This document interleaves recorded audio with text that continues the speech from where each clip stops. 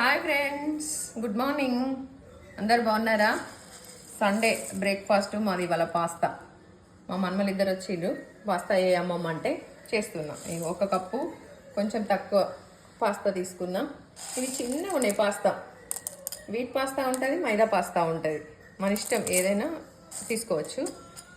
ఒక కప్పు ఒక 2 లీటర్ల వాటర్ తీసుకోవాలి. తీసుకొని ఒక గిన్నెలో పోసుకోవాలి. 2 లీటర్స్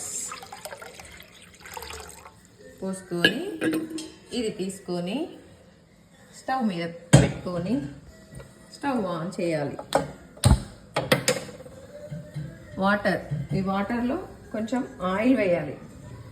కొంచెం ఈ ఆయిల్ ఎందుకు వేయాలంటే పాస్తా ఒకదానికొకటి అంటుకోకుండా ఉండడానికి. ఓకేనా ఫ్రెండ్స్?